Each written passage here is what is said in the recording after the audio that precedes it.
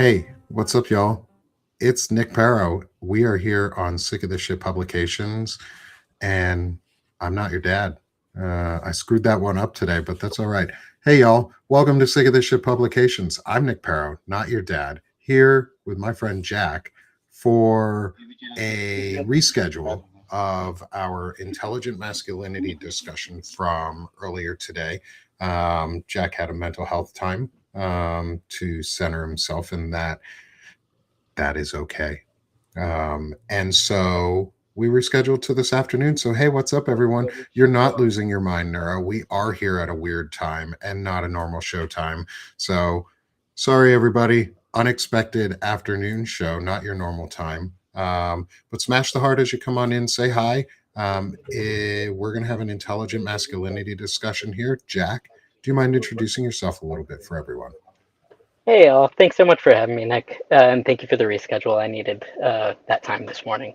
Um, so I'm Jack. I'm a millennial. I'm a Woo. trained nurse. Yeah, woo for millennials. We get a bad rep, We get shit on um, all the time. for sure.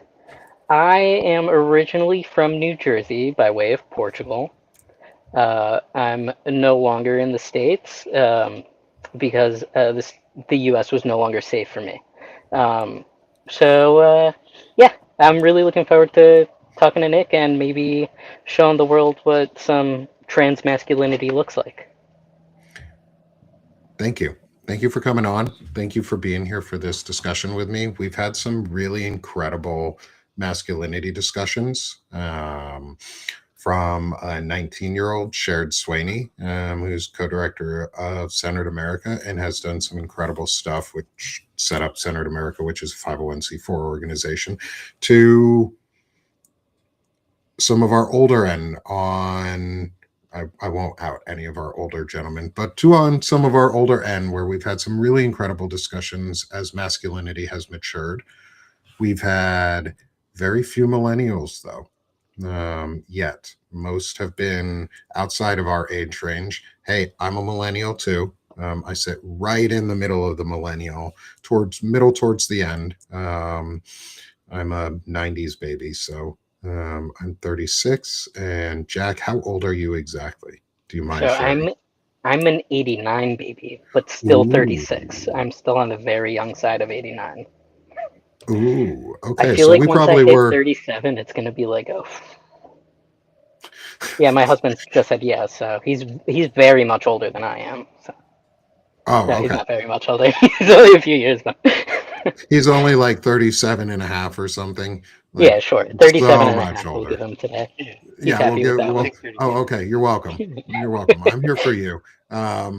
So this is going to be so much fun.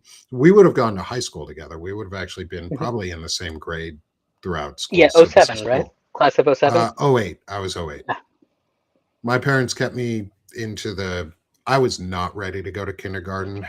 If I wanted to start for the '07 class, I would have been that kid that would have disrupted everything and destroyed the teacher's life. And I'm glad my parents were smart enough to hold me back. Yeah, my parents were like, "Let's get this one out of the house," and sent me early. I'm September 20th, so they're like, "No, get out of here! Like you're just right at the cusp." So Hmm. Oh, so yeah. you were always so young for your grade. hmm Yeah, Interesting. I was always the little one, like both in size and age. Yeah. Growing up, for sure. Yeah. So uh, just before we even get into the discussion for the questions for intelligent masculinity itself, is how did that impact you? Like, how did that, like, being young, being short, being just in size and age smaller than others, how did that impact you growing up, and what did it do to help like shape the direction that you took?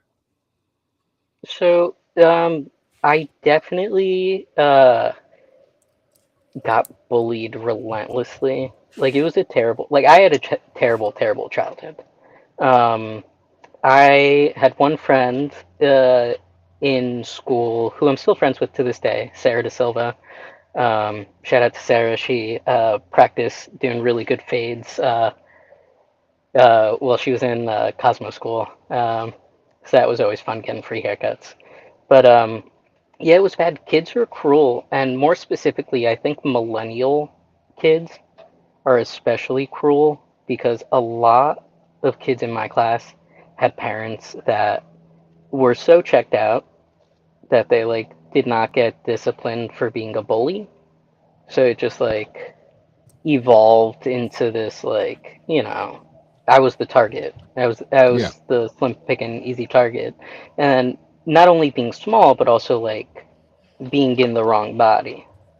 Like being a trans kid without the knowledge or the vocabulary for what I was feeling and just knowing that the shell that I was living in was wrong and it was getting picked on by others already, even at 6 years old. And like I Hmm. was picking on my body and others were picking on my body and like the adults weren't stopping it. So Yeah. like I think us millennials had really shitty adults. I'm just gonna put it out there. We're like, That's fair. That's yeah, fair. I think some of us had good adults, and but we also all interacted with some pretty bad ones. yeah. So I definitely agree. So how early in life did you realize that you were in the wrong body when you were a kid? When my brother was born. So my brother and I are 5.5 years apart. Okay. So Oh, I was so 5.5. really young. So like Yeah. kindergarten age. Yep. Yeah. Wow. Okay. I So I go would ahead. help. I would like help my grandmother or my parents like change my brother. Okay. Um, and I would ask my at that like I would ask my mom and be like, "Oh, how come like he's got that and I don't?" And my mom would be like, "Oh, because he's a boy." And I'd be like, "Yeah, but when's mine gonna grow?"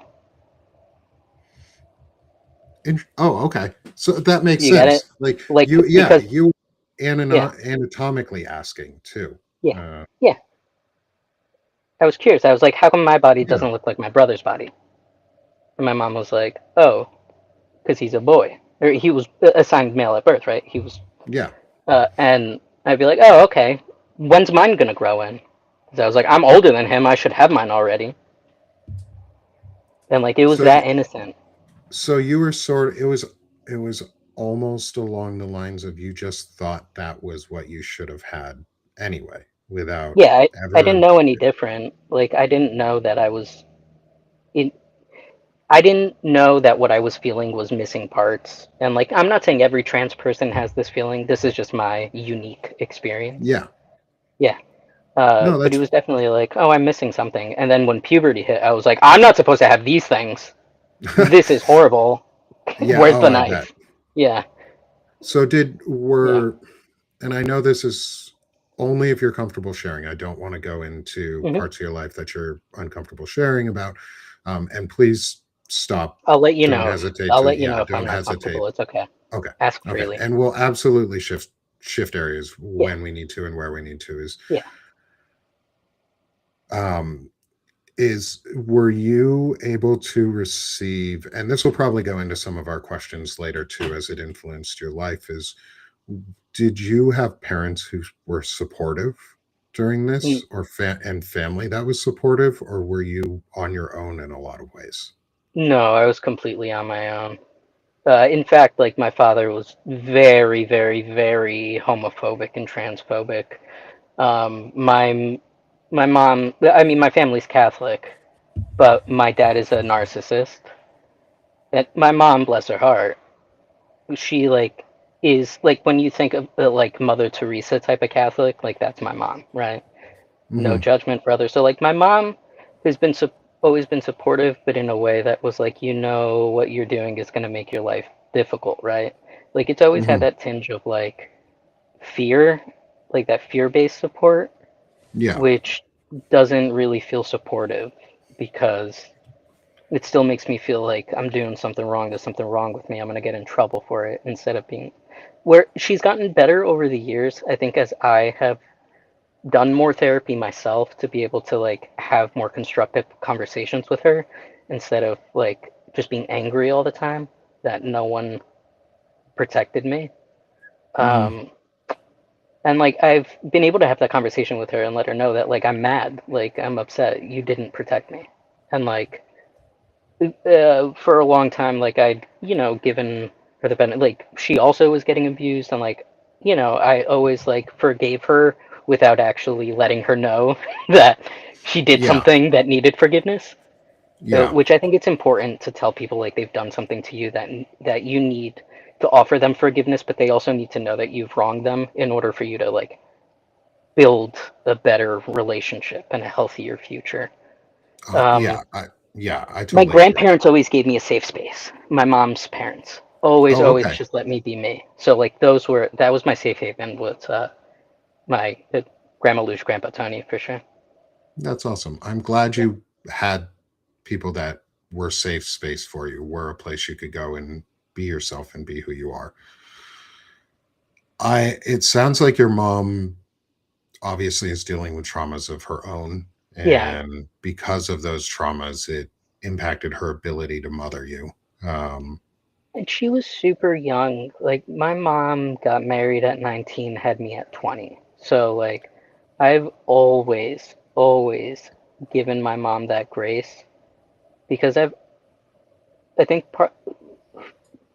one of the many strengths of having ADHD and having autism is that we're really good at building puzzles and putting things together. So even at an early age, I always looked at my mom and I was just like, yeah, but how would I react? Like she's just a kid. And like looking back now, I could be like, at my age, my mom had a 16-year-old. And like, what the hell would I do with a 16-year-old right now? I could barely take care of myself. so, in this, how much of an age gap was there with your dad between your mom? 3 years. Oh, okay. So they were roughly the same ish age. There's a lot that goes that Okay. with them. We probably won't Yeah, yeah, go yeah. down that rabbit Yeah, we hole. don't have to go down that rabbit hole today. Okay. Some other day. Okay. But I think Yeah, from what it sounds like is that to me is that influenced a lot of it too. Is your father probably grew up in an environment that taught him that women were lesser, because that tends to be where abuse stems from, is like just the belief that you're superior to others and then you just laud that over people. yeah. um, And you and hit the nail on the head because he learned yeah. that from. So um, we do have like dark history in my family, and uh, like my dad's dad was involved in not so good circles back in Portugal. Like he, Yeah, yeah, yeah, yeah. I am very much an Aaron I Parnas. get where you're going. Yeah. Yeah, yeah, yeah, yeah. Okay, so um, yeah, like his mom was a narcissist. His dad was in the family, um, and he told me all the time that one of his biggest regrets was moving to the U.S. and not staying in the family back in Portugal. So like that's it, like he wanted to be, Oh, okay. like he like I can't stand to watch He Who Shall Not Be Named, who is going through his own like what was me. But like that kind of behavior that like I did something wrong that everyone else needs to shut the fuck up about it, and like now you're wrong because I'm wrong, like that was my dad. So like I see through it so quickly. And um to bring that full circle, I know eventually, like this is going to be like one of your questions. So, do you want me to let you ask it, and then we can go into my dad?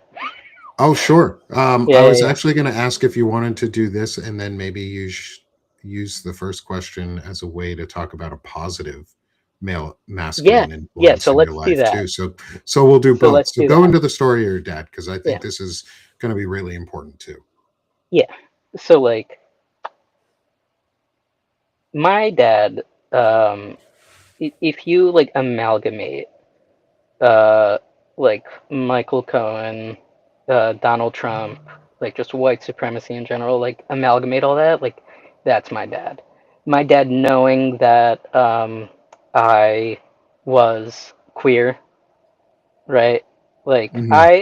it would see some like positive queer representation on TV and point to it and be like, "Oh, look at all those F slurs, they're gonna burn in hell," right? Oh, To me jeez. in the room, right? Um, as I'm like trying to grapple with who I am, my being, why my body doesn't match my mind. Hmm. Um, I'm a 12-year-old kid with newfound access to the internet. So, of course, I'm going to look up what different bodies look like because we had the Miracle of Life lesson in school, and I went to Catholic school, and all the assigned female at birth kids went into one room, and all the assigned male at birth kids went into another room.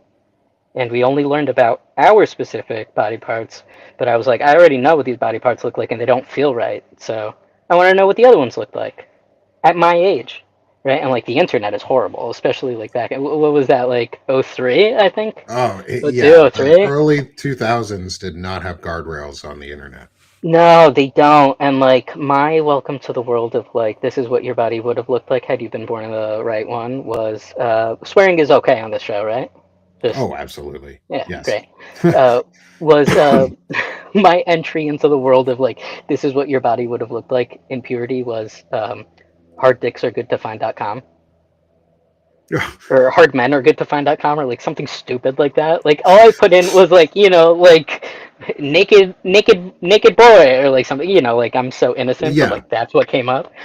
Um, and then my dad actually later that night because like I don't know about clearing the fucking internet history, Oh, yeah. browser You didn't history. know I'm how to 12. clear your browser history and Like what the stuff hell? like I was that. so innocent. Like I was like, I just want to go back to watching Degrassi. Like this was too much. There was like neon lights everywhere and like snakes came out. Like so. But then later that night, there was a lot of yelling. Um, there was, and then at first it was like yelling towards my mom because dad thought mom was looking at that, right? So that's cheating. Mom was like, that Yeah. wasn't me. So then I was called in. And as soon as I saw it was on the computer screen, the blood must have rushed to my face. So um, I got beat very badly. And then I wasn't spoken to for 8 months. I wasn't acknowledged at all. Like I could be in the Like same room, while in the it was like a house. ghost. While in the house, no one was allowed to speak to me. My father didn't speak to me. My grandmother lived with us. She didn't speak with me. My grandmother was also my abuser, so that was like that's a lot. Mom wasn't allowed to. Brother, no one was allowed to speak with me or like acknowledge that I existed. And that went on for 8 months. It only stopped after I wrote like a two-page letter. How old were you at the time? 12. Yeah. Um, I like wrote a two-page letter to my parents apologizing, saying how like the devil made me do it, and like I know I'm gonna burn in hell. I prayed the rosary every night for years and years on end because I truly thought that I was like doomed to eternal hell. And it was like I was broken to the point where I wrote this letter both in English for my mother and I translated it into Portuguese for my father to read in his native tongue. Um, yeah. I don't Uh, really have words for that. yeah. And I'm sorry. I know I didn't participate and I have nothing to be sorry for. I am sorry for the young you and Me for all the too. trauma that you had to go through because of this bullshit. Like Yeah. that's And like it still that's shows up fucking now. awful. It is awful, and it still shows up now because I think that part of that, like having been forced into silence and submission for all that time, in such a like profound time for a child to learn how to communicate and how to have healthy conversations and be able to like hold a thought in their head so they don't cut other people off, right? I didn't have any of that. So now like I get so excited when people want to talk to me that sometimes like I feel myself like blathering and sometimes talking over people, but I'm just like so excited. I feel like a puppy, right? And like sometimes like and I try and tell everyone, I'd be like, be patient with me. Like I get really excited, but feel free to like circle back on things or like cut me off, and I don't get upset because Welcome, you have all the time in the world right now. I appreciate that. Thank you. Yeah, That's the fun part about this is you do have all the time if you want to go long, we go long. Like I I I have no words on what your parents did to you because or your family did to you because it's unacceptable. Like I'm a I was a kid once. So I had parents and they didn't do that to me ever. Like in any way shape or form. Like and I have kids now too and I know other kids and I know other people who have kids. It's like kids are normal. They're all over the damn place. Like I've never once thought that that would be the right way to talk to my children or parent my children or have them express themselves. Like we've told our kids from very very young age was straight, gay, lesbian, anywhere in between, we don't care as long as you're happy and it doesn't hurt you or somebody else. Like we don't care, just be happy. And And that's that's the biggest thing you can do for a kid, especially a kid like trying to figure things out on their own, and yeah, like just you let don't them know know. that they're loved no matter what. Their parents love them. There are no qualifiers.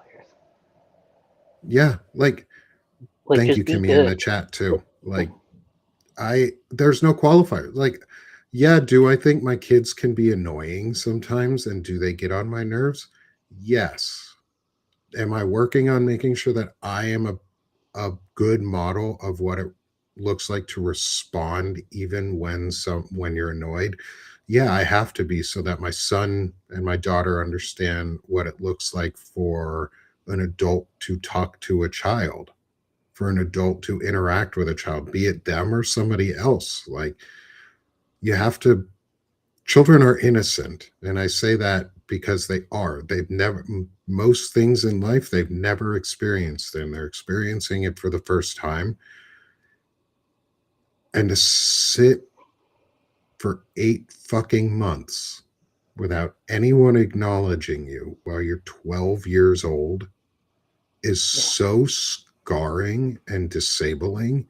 Like your preteen and teen years are so formative in your development process. Like and just being at the start of puberty, like or getting really into like the height of like young puberty for a kid, like your body chemistry is all fucked up anyway, and now you're just being ignored and basically My being told you're yeah, worthless.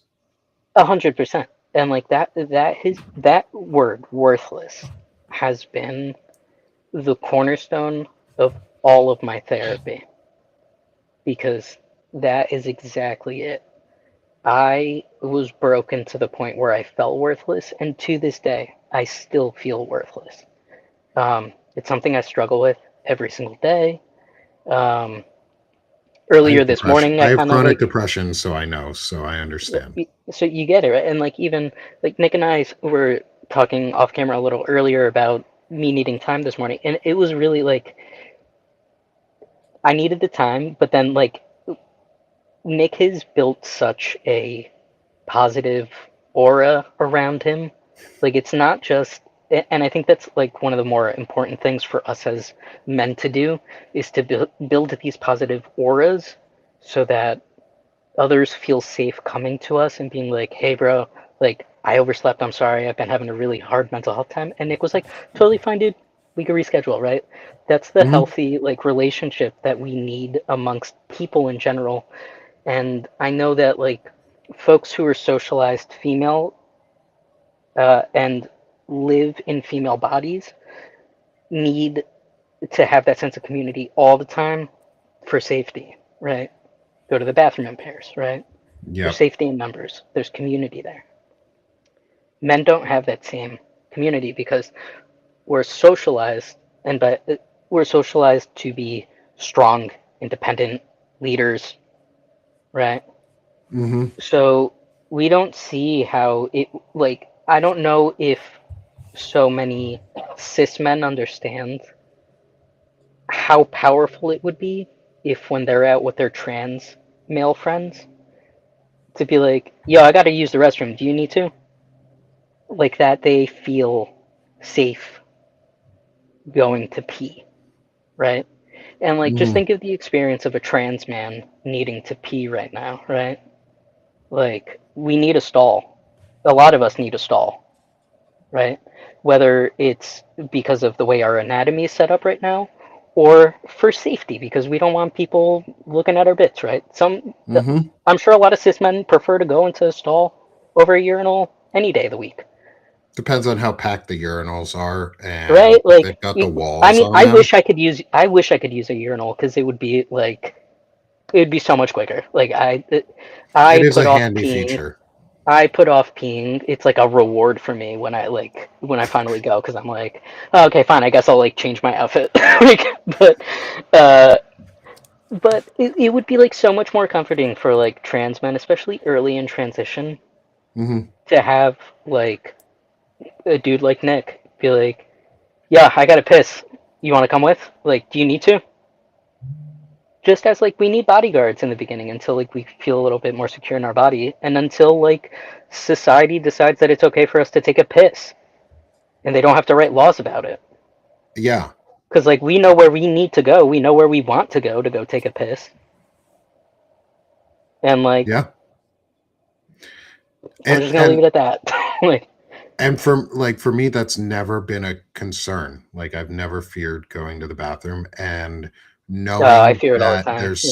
such an easy, to be honest, I didn't even think about what you just said was a to be like a thing that could have such easy impact.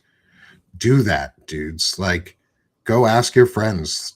Like, if I probably do it subconsciously because I know I've done that before just with friends. Um, but at the same time, like I was also in the army and we were trained battle buddies. You always go in Mhm. pairs, no matter what you're doing and where you go. So you always bring a friend with you.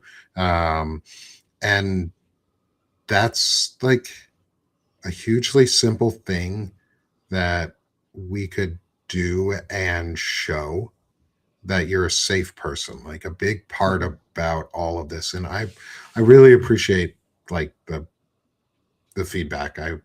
It brings me joy and it makes me feel really good, to know that the what I'm doing is making an impact, and is meaningful and is a space people want to come to. And I I can see that with the community that we've been building here, and it's so amazing. And I thank all of you who are in the chat, and those of you who've had to leave. Sorry you had to leave. I know Kimmy, thanks for being here with us. You're awesome.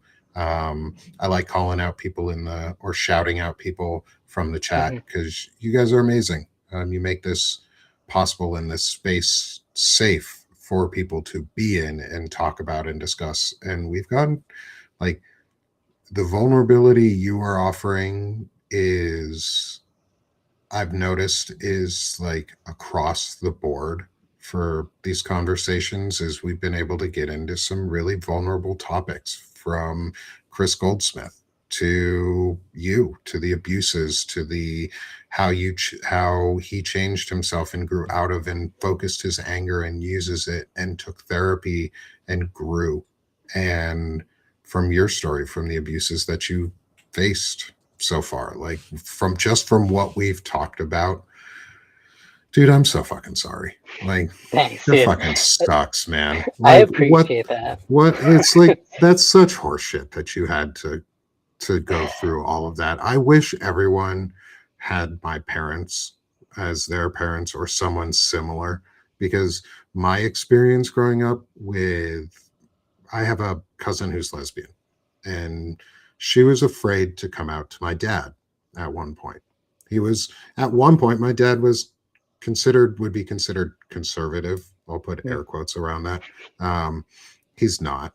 Um, So like what we is consider a Democrat today. Yeah, but he values humanity, like Oh, on okay, okay. without question. Like he cares Yeah, about people. yeah, He looked at my cousin after she finally said something to him, and he was like, "Why did you wait?" She was like, "I was afraid you were going to get mad." He was like, "I loved you yesterday, didn't I? Why am I not going to love you today?" yeah. And that was the model for me. Like, I didn't know there was a different approach than that. Like, that's the right model, men. Like, that's what you should be doing. is when somebody comes out to you, you go, oh, thanks for trusting me. Thanks for telling me. It doesn't change a thing about you. Exactly. Exactly. And like a lot of the fear I think too is like put on by the media and how like no one else and how I know for me a lot of the fear was like things I'd seen in the media and like people like Mhm. losing their careers if they came out or it being like some big deal, right? And like meanwhile Well, like and we were pretty I'm homophobic back in the we were 90s super and early homophobic. 2000s. Like, shit Yeah, was said that we would never say super nowadays. homophobic. And like I remember like I marched for marriage equality in '08. Like like I was part of that. I can say I was part of that. Against my parents' will. They didn't want me going to those marches, but I'm like, I have to because these are my rights that I'm fighting for, and you guys don't fight for them, so I have to fight for myself. And that has like been the overarching theme I think for my life is like Mhm. I have to do these very difficult, traumatizing things because those around me refuse to. Yeah. And like if they would, with the privilege that they had, if they had stood up for me sooner, earlier, if more folks had stood up for the trans community sooner, earlier, with louder voices, with more love, I wouldn't be here. I wouldn't have had to flee. That includes folks like me. And I'm not saying that to diminish myself or to beat up on myself. I'm saying that in just acknowledgement is that includes me. Like had I had a and I should have could have made a platform and I didn't sooner. And I'm not going to beat myself up about it Yeah. because I'm doing it now and I'm making sure that I stand firm on this because if you're going to let the trans people fall by the wayside, who else are you going to let go? Like, if you're going to let one person go, who else? What is when is enough? What is enough, or what is the wrong line to cross? Because apparently, who like personhood was the line that you were willing to cross, Right. and I'm not willing to do that. Like, I don't want to lose my friends, be trans, be straight, be anywhere in between, be gay, be anything. Like I don't give a shit. I Hmm. don't I don't care. I just want you to be happy. I just want people to have the same level of privilege that I do without the hate. Like I don't want people to be like the privilege. I want the privilege without the baggage. And that's sort Right. of why we're doing these conversation sets. Like that is the heart of intelligent masculinity is, and it also fits really well with the article that I had just put out right soon before this, where I talk about going on offense for intelligent masculinity and what that looks like. And I just want to read again what I closed out the Diogenes Club with, so to frame the rest of this conversation as I shift us into our actual question set, because I do want to ask the questions and get Hmm. all of the answers. Because my, of course, we do have my favorite part at the end, which is the "I'll make a man out of you" section. Um, but I want to frame our discussion a little bit here because we aren't passive any and masculinity. Those who are working to ensure that we get through this on the masculine side, we're actively putting in that work. This is for you guys. This is a statement of power. There is no future where intelligent masculinity wins by being passive. The men most vulnerable to fragile masculinity are not looking for theory. They're looking for practical orientation, a way to understand their power, their anger, their responsibility, and their place in the world. If we fail to offer men and boys a disciplined, ethical, assertive model of masculinity, someone else will offer them a dangerous one. This is the Hmm. shift from explanation to assertion, reaction to initiative, dominance to stewardship, and go from defense to on offense. Intelligent masculinity does not ask for permission to exist. It shows up, sets standards, and lives with the consequences. And you know what? That is strength.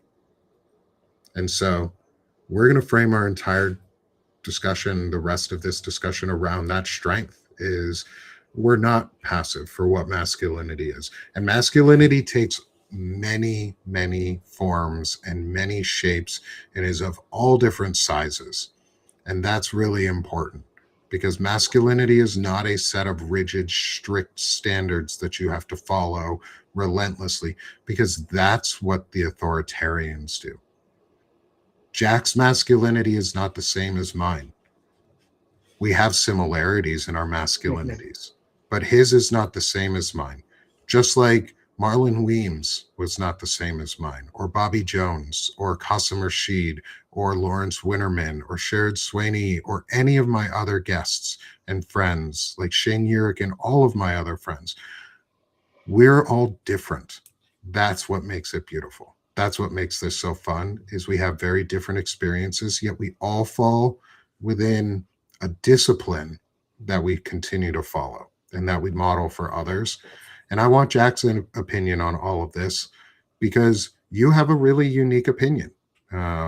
Being a trans person, being a trans man, you have a very unique opinion on this that many of us could never share. You have learned from the feminine as a child, um, and you were forced towards the feminine as a child, yet you persevered and you've made it through, and you are not worthless.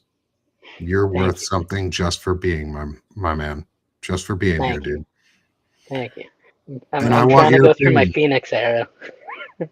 Hey, brother, you got this. Yeah, You yeah, got yeah. this. Yeah. Um, I'm sizzling in the coals still. I'm waiting to fly up, but I'll get there. hey, you're Yeah. growing those wings. They're Yeah. spouting. You're getting free. Yeah. Yeah. Yeah. And so I want to get your thoughts on these questions. And so, everyone, welcome again to Intelligent Masculinity with Nick Paro, not your dad, and my friend Jack. And here we go. All right, brother. You've talked a lot about your dad. And this is where this is going to be cool because we haven't had Mhm. this part of it yet. Is you're going to get to be able to talk about both purpose. Well, some people have, but you get to do it really purposefully. Is the first question is who has been one of the most influential masculine figures in your life and why? And for this one, I'd love to know from a positive aspect Mhm. because we've already heard the negative side. So, from a, a positive standpoint, one of the most influential men,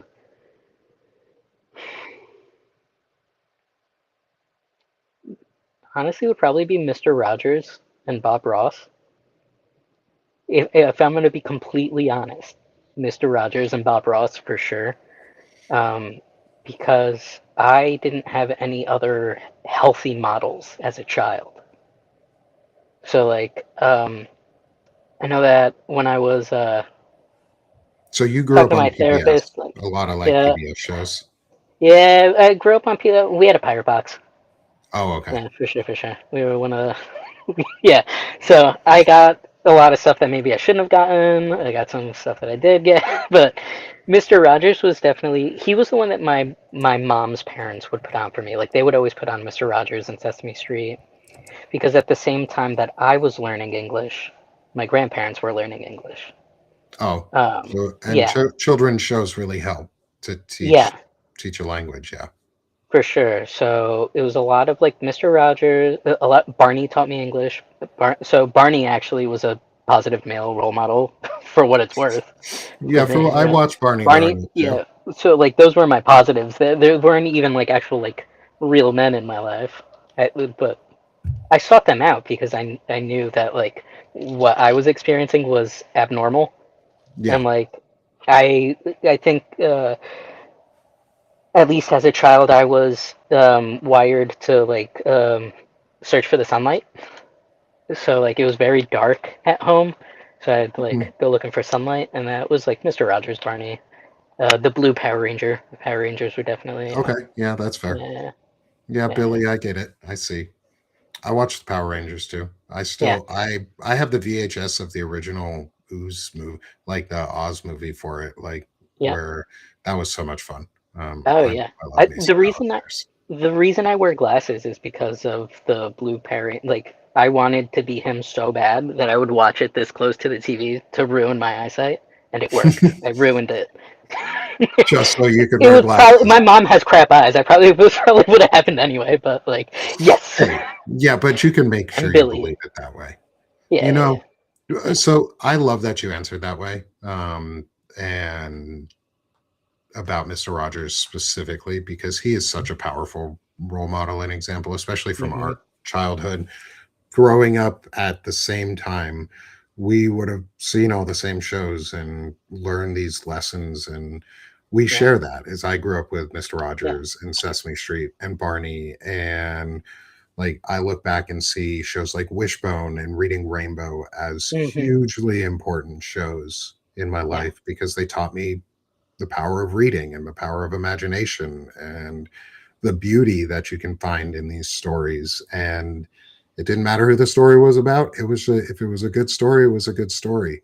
hmm And that's really awesome. I also went to school in Mr. Rogers' neighborhood. I'm I've jealous. been to the recording studio where he recorded his shows. I met um, while I was in college. I met like a local rap artist who was doing something around this. I think around Mr. Rogers because he's celebrated in Pittsburgh, like really, really, like still to this day. Oh yeah. Um, and it was so fun to just get to see the studio where and none of the stuff obviously that he used was there, but it was cool to see the studio that he was in. Um, and so what were some of the things that you took away from Mr. Rogers, like, and those types of shows? Like what are the biggest things that stuck with you? I think definitely empathy. Empathy was the biggest thing. Um, how your actions affect others both positively and negatively, and how you add more negative experiences to others if you're not conscious of what you're doing, what you're saying. Um, so empathy and just equity. Um, so not equality, equity. Hmm.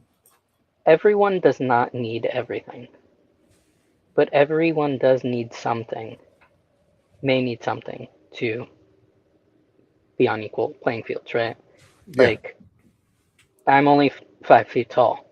Someone who is taller than I am does not need to be at the front of a concert venue, right? I do because I can't see through someone's body, but they can Yeah. see over my head, Yeah. right?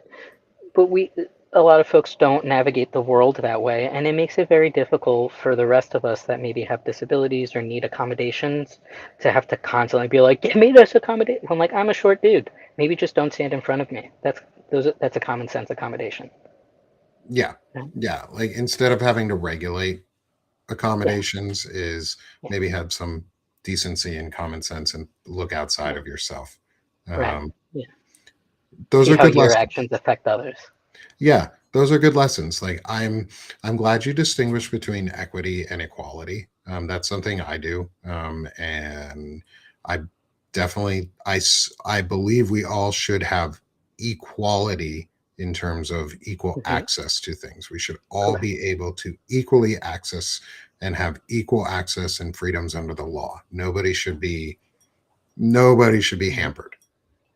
We should have equity that allows us to access the equality, to Correct. actually achieve the equality. I used the other day the example of a wheelchair ramp at a building. Like just because a disabled, and I know that's the common trope of using wheelchairs as for disabilities, and that's not the only type of disability there is. It's a very visible one though in terms of what we see around us for equity and equitable solutions is wheelchair ramps exist, which also allow able-bodied people when they're hurt too to have Hmm.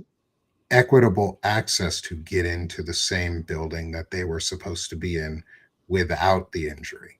And that's what equity offers. And I'll add to that, Nick, too, because I do want the community at large to understand that when a marginalized group fights for equity so that they can reach that equality, it does not only benefit the marginalized group. Most of the time, we're not only thinking about ourselves, right? Folks who need a ramp are because they're on something with wheels or they have mobility issues, right?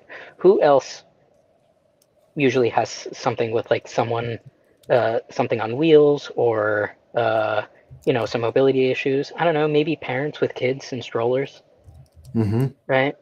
So now, because this disabled community took it upon themselves to fight for this, right? Now this extends to anyone who needs to be like pushing things through, right? Or pushing the stroller. I have a crap back. There's so many days where I cannot lift my leg to make Mm-hmm. a step. And then on the flip side too, I do want the community to kind of like destigmatize seeing people that look like they're able-bodied using ramps and being like, "Oh, you better be careful or else you're gonna wind up disabled yourself." Like I've heard that from people, and I'd be like, I have had 10 plus years of lifting 400-pound patients with my back on my back. It is Mm-hmm. messed up. Not only that, but I carry the trauma of everything that's happened in my life in my body because they are not Yeah. separate things, right? My mind lives in Mm-hmm. my body. Um, so yeah, I get to use a ramp now and make things easy. So everyone, please go out, use your ramps. Be happy that they're there. Be happy little cutouts on the curbs are there so that your kids aren't tripping when you cross the street, Yeah. and so Yeah. that folks have an easier time moving through the world. Mm-hmm. And that's a really important point, is it's not looking just at themselves or ourselves. It's we are people who have a disability and not disabilities who have a person. And because we look at it, as my mom said that the other day on one of my show, on my chronically illing out show, and that distinction is really important because that is the charge towards equity. Is I'm not a disability, but I know that this disables me in this way, and Mm-hmm. because it disables me, it may other disable others, and at large, it can improve your life when you have access to things and more equitable solutions. Because at some point, you may also need it too. You may Yep. need that equity, and you don't even know. You don't even think about it because all you can think is, I'm healthy right now, Right. or I am this way right now. Well, you're not going to be tomorrow or the We're year all gonna after. get old. Yeah, Hopefully, hopefully we all make hopefully. it to old age. Hopefully, I'd love to make it to old Yeah. age. I want to be wheeling around with Yeah. my walker and just yelling at kids, get off my lawn, and I mean, whatever could you nonsense. imagine the parties in the senior centers with like the Backstreet Boys and NSYNC and Britney Oh my Spears and Madonna God. and Cher and like all that, like It's those going fun to be like 90 great. remixes? And It's like gonna be Chubba lit. Wubba We all and remember the clubs. Flagpole Sitta, and like it's going to be a rave, but We like, remember club in our early 20, in our late teens and early 20s. Like it's gonna be a fun time. We just yeah, got to we're get there. good. It's going to be craft beers and Yeah. rave with Yeah. like avocado toast on the side, apparently, because we all eat avocado toast. Yeah. It is really good if you put I do eat avocados. everything bagel seasoning on Yep. the top. My wife showed me that, and I was like, fan My fucking husband tastic. showed me that trick Just a too. little bit of salt, a little bit of saltiness in there, and that crunch, delicious. We are so off topic. Yep. We could get so lost in all of this. All right, next question for you before we get too far off topic. Who has been the most influential feminine figure in your life, and why? So that would be my grandma Luge. Uh, it's a twofer. So my grandma Luge and her sister, my great aunt Rosa, God rest her soul. Um, the two of them showed me what it was like to be fiercely feminine, and I still channel that to this day for sure. Is like that. Like I think every man needs to also be fiercely feminine, especially in this moment right now. Um, like don't take any shit. You know what's right. Stick to your guns, right? seek justice for all, clothe clothe the cold, feed the hungry, give water to the thirsty, right? You're no better than anyone else. We're all people. Like those lessons were all from my grandma and uh, my Aunt Rosa.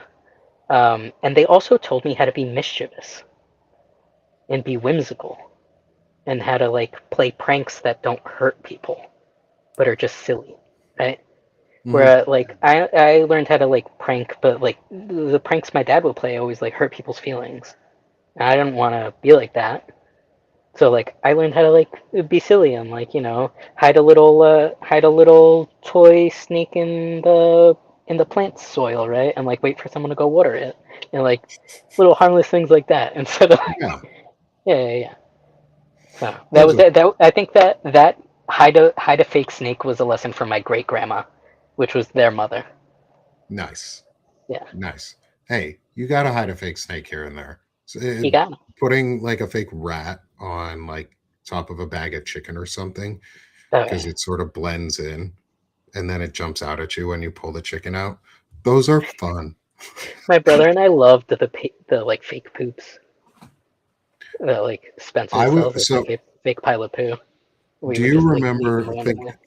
thinking about that stupidity? Do you remember a time, I don't even know if this site's off the internet, is we would have both been in college years, was when you could order a box of cat poop in the Hmm. mail and send it to somebody.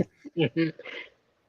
Like Our generation whimsical. came up with mischievous things. There was also, do you remember, there was one website that you could order just like a box of glitter, Oh, I like loose glitter, and yes. like mail it to someone. Yes. Yeah. Somebody I distinctly remember that happening in my lifetime as a kid. I don't remember, it wasn't to me, but I do remember somebody doing that. Like we did some weird shit. Like I we might were start the doing it wild again. west. We were the wild west of kids. I think I might And start so mailing glitter. glitter bombs are fun. Mail them. Yeah. Yeah, just glitter Yeah. box. I mean, Yeah.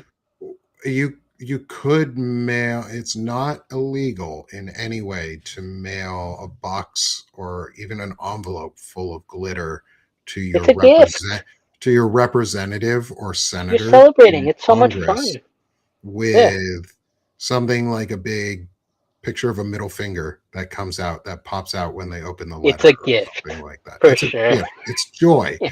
Bring joy to their day with a glitter explosion and make sure it's someone you know who would not enjoy glitter publicly, but probably does privately. I mean, all of the GOP. Yeah, There's a pretty reason why the much. grinder servers crash when they get in town. Pretty much. Okay, I want to ask this question of you. This is not one of the intelligent masculinity questions. I don't know if you've ever seen the picture of Josh Hawley kissing his wife, where it's like this, like they're fully separate. It's like the peckiest of peck kisses. Like, They're leaving room for the Holy Spirit. Yeah. okay, I was going to ask, Yeah. what are your thoughts Hmm. on like that type of masculinity that is being displayed right there? Do you know what a beard is? Not the ones that you and I have on our face. Yes, I do. Yeah. So for those that don't, a beard is something men wear, typically on their arm, in order to make them look masked. And by thing, it's very pejorative. I'm so sorry that I used that term, but in their minds, it's a woman, right? So if they marry a woman and pretend to be straight, then they're no longer. And then this goes back to the societal thing where a lot of this has been going on forever and ever and ever throughout all of time. But it's usually men who like were super homophobic in high school and then had an awakening in college and they were like, uh-oh. Or they've always had their awakening, right? But they need to hide it. Yeah. So the best way to hide it is to get married, which is very unfair to these poor women. But like lavender marriages are a thing, and if people were just like true to themselves, they could, if they felt that they needed to, could instead enter a consensual lavender marriage where, queer people get together like that, they reap the benefits of Yeah. society, but they also, people are allowed to have any sort of marriage that they want to. Yeah. Like People are who's given for free me to will. say? Yeah, Yeah, who's for me to say that yeah, that's not or right. is a valid type of marriage? Exactly. And you know what? Some folks get married just for companionship, right? They don't want to be alone, but they don't have sexual desires with each other, and that's fine. Hmm. But if we're gonna tie rights and benefits to a contract like marriage, right? Like if certain people don't have to pay as much or pay more depending on like their marriage status, or like can someone have access to health care or not? When we start tying these like ways of accessing and maintaining the base level of Maslow's hierarchy of needs, when there are like qualifiers to that, then Yeah. people need to get creative, right, and survive. And it's what we've done throughout all of humanity. And Uh, but we to oh, circle back to that kiss, I think, yeah, I think that poor lady. But also, girl, get out, leave his ass. The fuck, like, you can do better. You can do yeah, so much better than him, and it's not your fault you're in this situation. You no, were not your probably fault at groomed and all. But girl, indoctrinated get out. into I'm it. telling you, it's okay. Yeah, get out. Go find some man that actually loves you or a woman that loves you because you need something in your life that ain't him. Like, don't Yeah, turn into what has happened to Usha Vance, where she just looks miserable. Like she looks abused. Her yeah. the masculinity in her life is the most abusive type of masculinity there is, Well, through JD Vance. that was yeah, that was my dad. So like, and like, I feel for Usha. Like Usha's in a spot that like my mom was in, but also like, I want to let Usha know the same way that I wish like I couldn't have because I was her child. I couldn't tell my mom, but I Mhm. want to let Usha know she can leave. He's not the end of the world. There is more to the world than Yeah, this small little segment yeah, that she's living through. And if she loves herself and she loves her kids, get the fuck out. yeah, And I exactly. wish someone would have told my mom that instead of telling my mom that it's better for kids to have two parents, because it's not better for kids to have two parents. It's It's better for kids not not to be sometimes. abused. Yeah. And sometimes when you leave each other, if you're not in quite as an abusive situation, say as Jack's family was when you were a kid, is sometimes you find friendship in the other person outside of a physical relationship, and that's healthier for your kids too. Like Yeah, being a whole ass person is more important to your kids than faking a marriage because that shows them what a broken marriage looks like, and that's a hmm, really bad example. You don't want that. Like, uh, I'm again, I'm so glad I did not have to go through any of these experiences you did. Like, fuck. Okay, so with that, with those in mind, like with this idea and what we've seen and how your experiences look and tie in ways to say very present corollaries with say JD Vance and Usha Vance is on the opposite end of from that fragile broken masked masculinity is what does intelligent masculinity mean to you?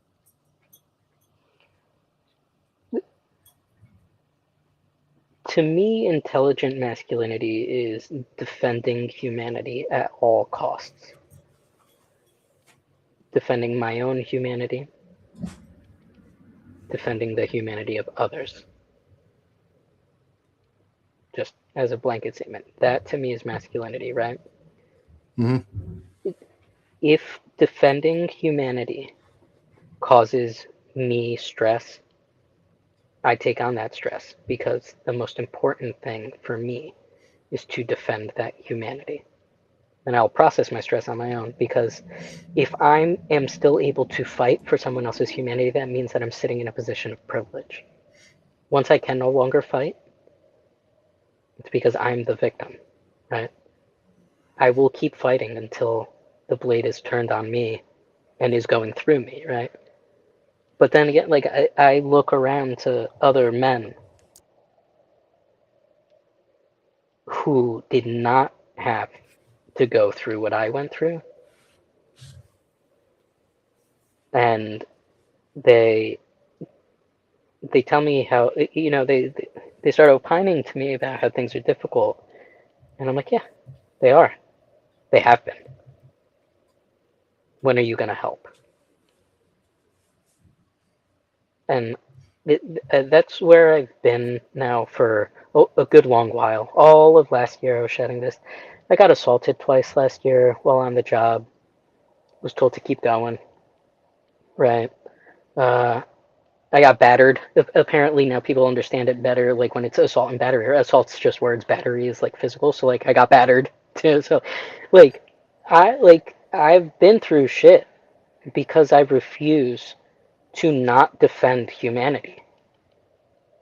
I've been beaten for it. And I need more men, especially men that are not only 5 feet tall, not only 120 pounds, who had to learn self-defense because I was not socialized to play fight, right? Like these are all things that like I think a lot of men take for granted that are just come naturally to them because of the way that they were socialized, right? Yeah. That they should use their power. They should channel whatever we call like toxic male arrogance, right? Well, no, fuck it, bro. Be arrogant when it comes to defending humanity.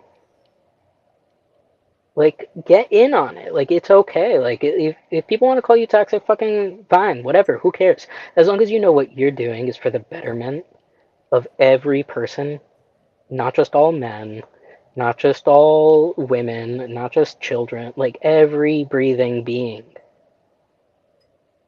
Like, as soon as, like, there are no other qualifiers. Like, are you a breathing being?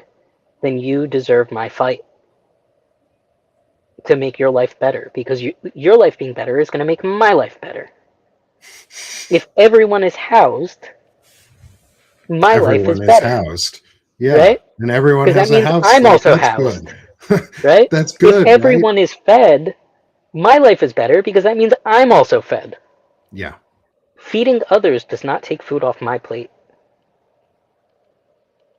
No, it encourages growth for more food so that you have more on your plate because Yeah, a rising tide lifts all boats. It's like I was also always taught was that the if you take care of the poor, the standard of living will increase for everyone just if you take care of the poorest among us because then everyone else will want the things that those others have, other people have, because they are getting assistance.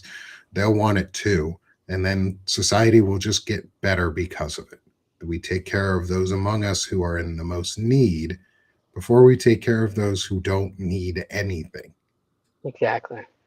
Yeah, those that already have need to like look around, and I think all of us should really look around at everything we do have. I think we've been conditioned into this rat race to always be chasing for more. That we lose track of time and we don't sit with what we have and enjoy and reap the fruits of our labor for what we currently have because we're chasing something else. Like, Yeah. how many books do we all have that we haven't read yet, but we bought them because we want to read them, but it's the next thing? And instead of just like slowing down, appreciate what you have now, read the book, learn the knowledge, move to the next thing. It's okay. The books aren't going anywhere. They're not running away from us. But there's a lot of this like thing like I need this, I need, instead of being like, no, no, no, like you have. It's okay. You have. Others don't. They need, but we have. And that's been after selling all our stuff, like keeping just bare minimums, just having what we need. And I know you did some RV living too, so Yeah. I'm sure you can like you Yeah. get this where it's like when you have just what you need, you realize how much you truly have, and that you don't need as much as you Yeah. You think you don't do. need a lot. No. There's very like an RV isn't a ton of space. And we had four people in ours. We had my wife, myself, and our two kids, and a dog, and we made Yeah. it work. We never overstuffed our RV because it wasn't about stuff. It was presence over Mm-hmm. presence, Mm-hmm. and we got to experience things with each other. And I'm glad that your definition of masculinity fits square in with the thesis I have around it, which is that we don't outsource accountability, and we live with the consequences of our actions and values, and we're willing to live with those, whether they be good or bad or neutral consequences. We live with them. We make choices, and we're willing to live with those choices, and we stand by them. And we're not standing by them idly. Is, I think, really where, Jack, you are getting into this. Is it's an important point across the board, is you cannot stand by idly, or these values will get trampled, because Hmm. standards and values do not enforce themselves. They're not self-enforcing mechanisms. We enforce them. We enforce them on ourselves, and we enforce them on others. We create that social contract. And I'd like to see too, we also have to, like, for us to try and shift from a mindset of not only enforcing these, like, Mm-hmm. uh, but we have to uphold them. And I think sometimes it's easier for folks to, and Nick, you do a great job of upholding these values. It's easier for folks to not feel like they're getting yelled at for being like bad men, like bad man, you're toxic, right? Like if we're just like be nice, like treat women with respect, like such terrible things we're asking for. Um, but by us like doing it every day and like Mm-hmm. uplifting that, right, upholding that standard, others will follow, right? It's if you build it, they will come. Yes.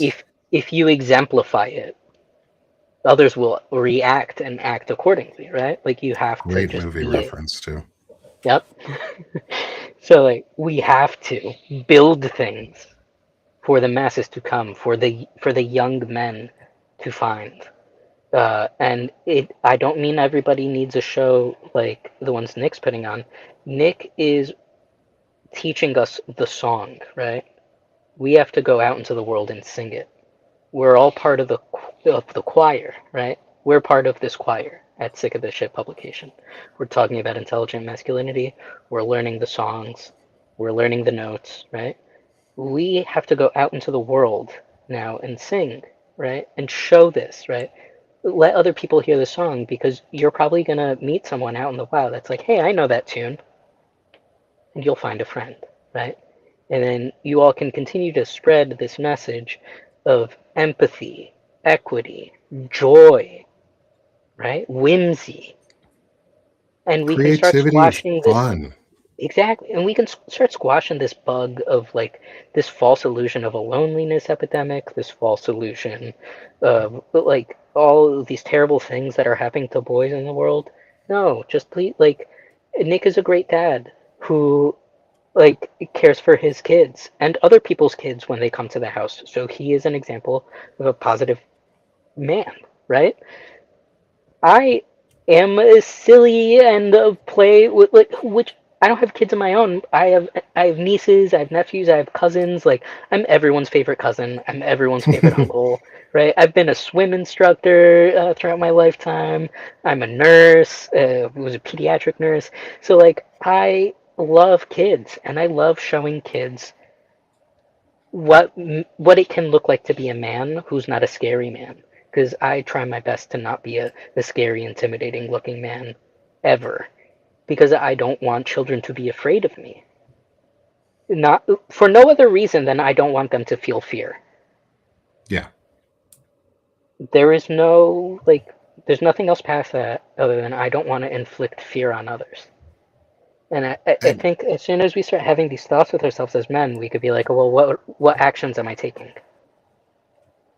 and kids are a really good example of that. The way what you just talked about like fear from kids, or like safety around kids, is kids know more than we let them, or we believe that they do. We falsely believe that kids are dumb.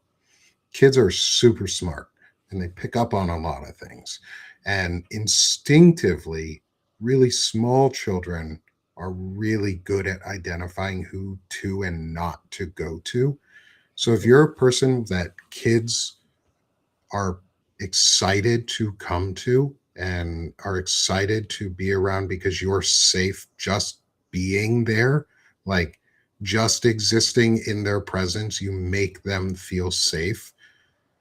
Go out and make sure you do more of that. Like purposely go out and show that off. It's okay to show off your masculinity right now. And that's, in fact, that's what I'm asking. That's what Jack is asking for Yeah. others to do is go show off your masculinity. Be proud of it. You're Yeah. not you're not a bad person for going out and exemplifying masculinity. In fact, you're the thing that we need right now because I want more friends who are like me. And I'm not trying to brag on that. I'm just saying I want more friends where kids can come into the house and they feel welcome and safe. Like, And dude, that's been like the biggest thing, and that's what I wanted.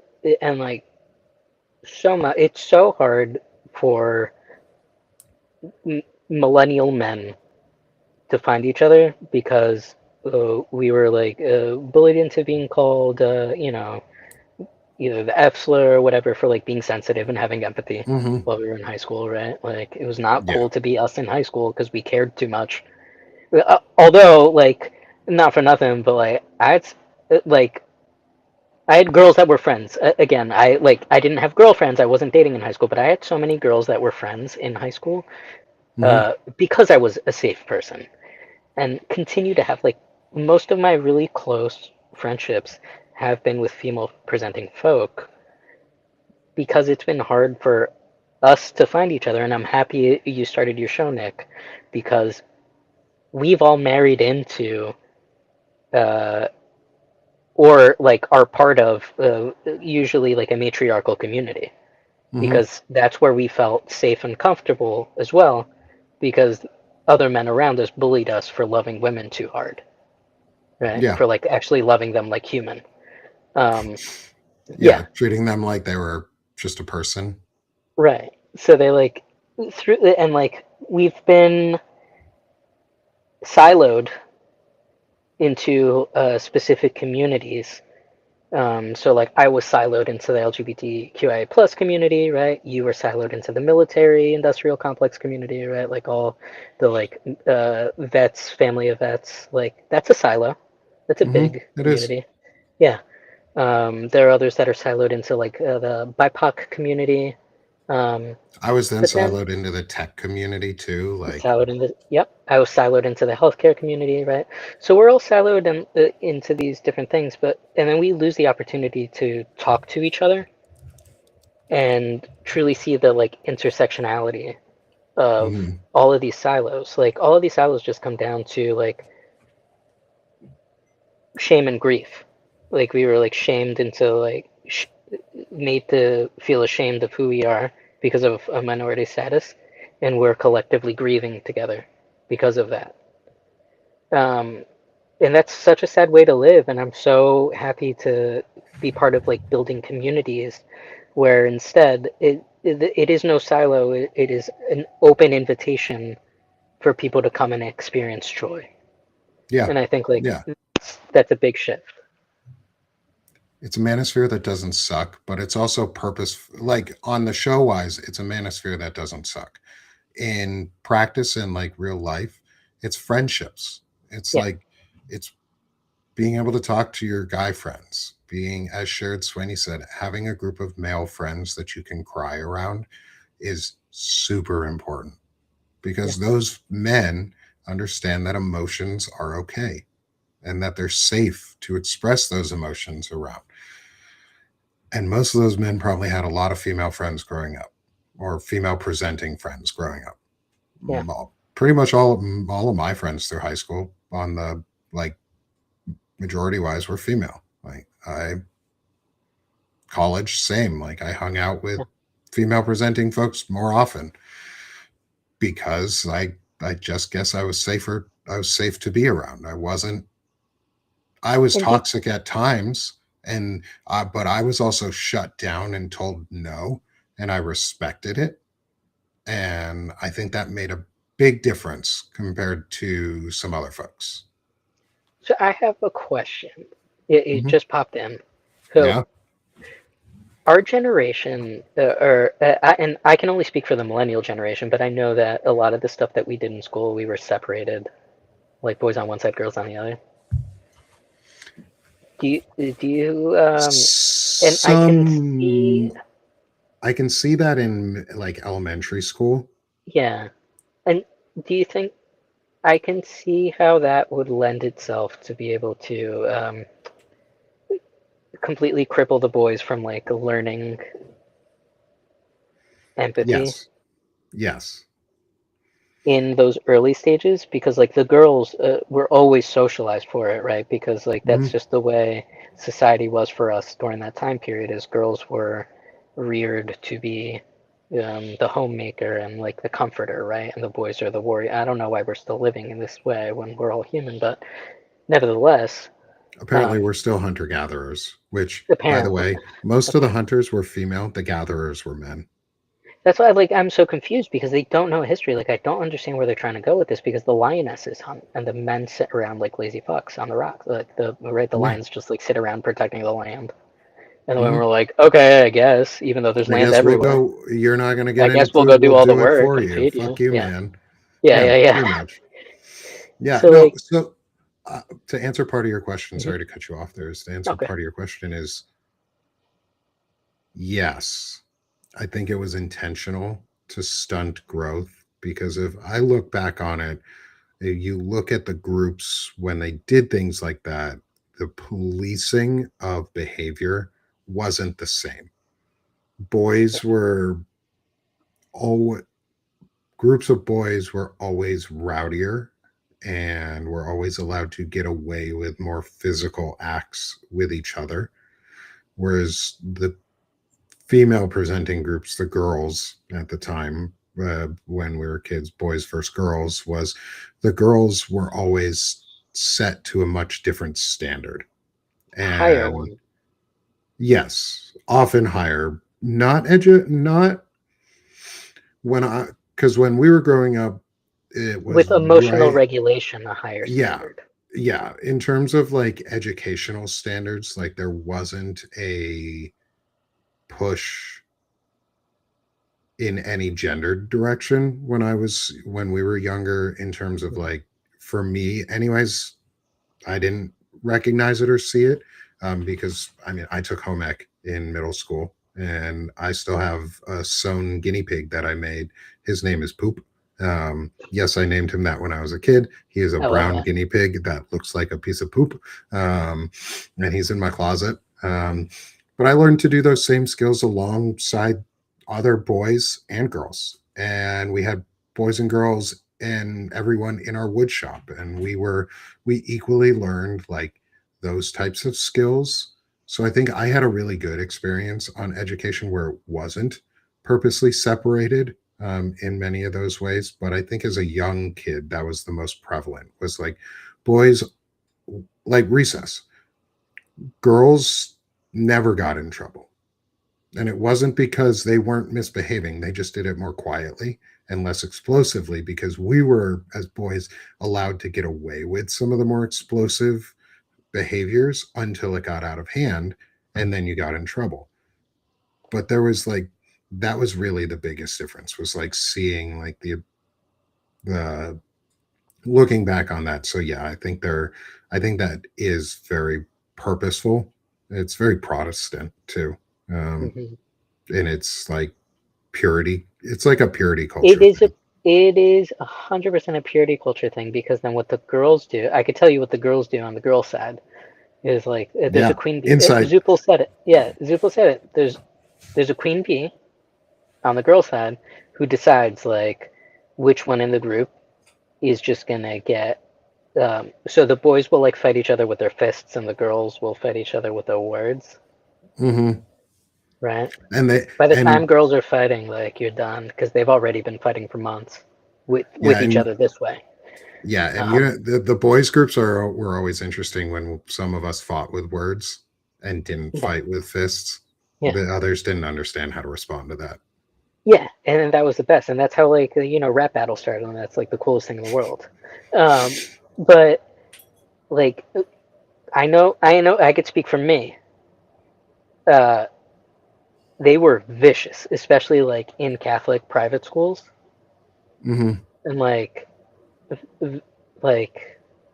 I'm so glad that the internet was not a thing when I was in school, because for sure I would not be here. Like that's how bad I was bullied. Like my only saving grace was like the time between being in school and being at home. If I could still be reached during those like 10 minutes, I don't know what I'd do. Because at least I had my tiny little brain Hmm. had a 10-minute break from the bullying. Right? I don't think But now people these, understand how important that is, like those yeah. breaks. And I don't think people understand how much kids are going through right now, especially trans kids, where they get bullied at school, they get bullied at home, right? But they get bullied 24/7 by their government, online, by others that they don't know, right? What do you think these Hmm. kids feel when they hear people like these like sick, wrinkly old men talking about whether or not they're allowed to go to pee in public? Like if they're at a like I have to like there are certain states that if I go to that state, I have to make sure I pee before I leave the house, right? Don't drink too much while I'm Arkansas out. is one of them. Yeah. I just like and like I don't visit anymore. Like I don't visit anymore. Yeah. And like the company I was working for was gonna hold conferences in Nashville. And I'm like, why are we going to Tennessee? We know I'm not safe there. I can't go. Mm. I'm the co-chair of your Pride Employee Resource Council, and this is what you're doing? Absolutely not. But it's all performative. Yeah. Corporations do not care. Like businesses do not care. Unless it directly affects the child of the CEO or a child of someone in the C-suite, they don't care. Yeah. So we just need to stop working for them and work for each other and bring our skills that we have, right? Like they Yeah. can't repossess all our homes. Talk to folks who live in the Appalachian, right? They'll tell you how they made it through. Hmm. Like we just all have to stop being so scared. I think Yeah. it's okay. We have to, we can't live in fear of what they tell us they're going to do to us. We just There's have to more of live. us. Yeah. Yeah, We just just have live to your live. life. And If they eventually come we're in going to and say break they're through. gonna, yeah, yeah, If they come at my door, well, I'm me and I'm not going to like, they ain't coming for me. Not yet. no. But they And the are thing is, coming if for you see people I them, know, and yeah, even if I didn't know them, like even if I never knew Jack, I would still be out here talking about all this because yep. And that's the Jack's a energy we person. need. And that's the energy we need. And that's the biggest. And thank you again so much, Nick, for having me on. Because, and I'm sorry if I cut you off, but No, you're I fine. I want folks to see what trans people look like and realize. And I don't want anyone to ever compliment a trans person by saying, "Oh, I had no idea you don't look trans." Because to me, all I'm hearing is like, why? Like I don't look human. Like I just don't look like myself. Like what's it matter? I don't look like a cup of coffee. I'm a cup of coffee. Nick's a cup of coffee. I'm I'm decaf, a whole ass and pot of coffee. yeah, exactly, right? Like we're all just cups of coffee, right? Some of us are decaf, and others aren't, and that's okay. But we're all cups of coffee. Some of us take a little more milk in our coffee. Some like it black, right? It doesn't matter. We're all cups of coffee. I love And that. I need everyone to just please keep standing up for the right to drink coffee. Like, coffee is delicious, right? We have to stand up for every cup of coffee. It doesn't matter if it's yours, if it's not, because if it's not yours today, and you're not fighting for it, eventually you're not going to have access to it at all. And Mhm. eventually we're all going to lose access to our own humanity because we allow humanity to be taken from others. So, getting back to our questions, because this Yeah. fits really, really well into it, is you've talked a lot about some of the ways that you do model it, but I want maybe some specific examples. Is how do you intentionally model intelligent masculinity or just masculinity as you describe it in your own life, especially with all of these things that are going on and with with the threats that you face just for existing? So, um, I feel like I've only recently started modeling masculinity in a positive way because I am um, more vocal about the injustices that I see in the world. Um, if if you could read back that question to me, I felt the pain in my knee and it completely went away. You're totally fine, man. How do you model intelligent masculinity in your own life? Uh, I try and be as transparent and honest um, in my life at all times. Um, that doesn't mean I'm reckless with my words or actions. It just means that I take time to self reflect so that I know the ground that I stand on is solid. And I know that the lines that I draw are firm and I can hold my boundaries. So I do not accept any forms of misogyny. I don't accept any forms of homophobia or transphobia. As soon as I hear it, I tell the person respectfully, I can no longer have a conversation with someone that does not value my humanity, and I leave. And if they want to come back and be like, oh no, I didn't mean it that way, this and that, I'd be like, again, I am not going to have a conversation with someone that does not value my humanity. So if you have any questions you'd like to ask to like clarify these false illusions you have in your head, great. If not, I hope you have a great day and I leave. Um, and I think that is one of the most masculine things you can do is to set a boundary and hold it firm, especially if that boundary is um, civil liberties and civil rights. Like that's my boundary. As soon as you cross that, I'm done. Yeah. Um, so yeah, And we were talking about this before, at least a little bit before the show. I think it was that we were talking about like what it feels like is a lot of these men or these folks who claim to be men and charade as masculinity have never had somebody say no to them or don't currently, like the toxic manosphere men like Andrew Tate and that group.